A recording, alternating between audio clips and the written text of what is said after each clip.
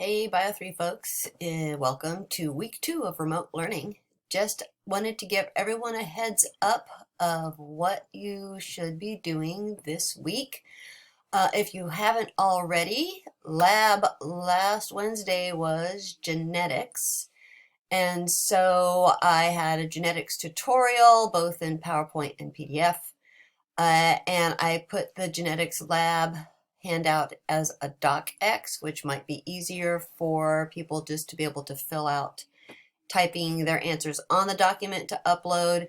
The original PDF is still there if that is how you need to access it. Print it out, fill it out, photograph it, and send it back.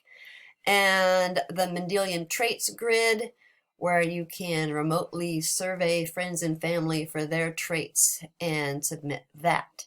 Because coming up, let's see, I wrote it all down. We've got the Lab Quiz 3 will be available this Friday, April 10th, and will be due next Wednesday, April 15th. So it'll be very similar to your previous lab quizzes, open note, open book, and just submit that through the Canvas tool.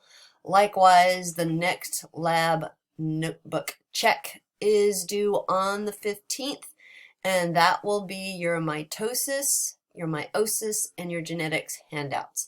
And that's all I'll be looking for. There aren't any graphs for any of those 3 labs. It is just answering the materials on the handouts.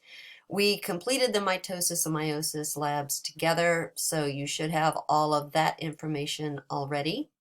Just make sure you answer the questions that are in the handout and complete the genetics problems.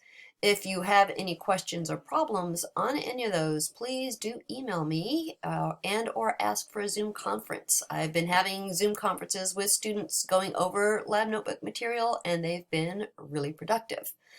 And lastly, for this week, here we are, week 11. Today would be meiosis and sexual reproduction. We covered some of that in lab, but I have the PowerPoint where I put links to Khan Academy practices in there for meiosis and for Mendelian genetics. Similar thing, I have the link to the Khan Academy class and go to the unit on heredity. There are several really good articles in there that go into great detail, some animations, and always the practice questions. And I did link to the fabulous Wendy Riggs has a lecture on Mendelian genetics. When you start that video in the upper right hand corner, you can click through for a series of short videos. So if you're not up for watching many minutes in a row, you can break that down into her individual short lectures, and she has a outline on the bottom left corner of her image that will tell you what the videos are about, so that you can watch individual videos on each topic relating to Mendelian genetics. And then that should also help you going back to work on your genetics lab. So make sure you're keeping up with the lecture material. Do those Khan Academy practices. Yes, some of you have been on there and have done a lot of good work. There's only 9 of you, however, who have signed up. So go to that Khan Academy site.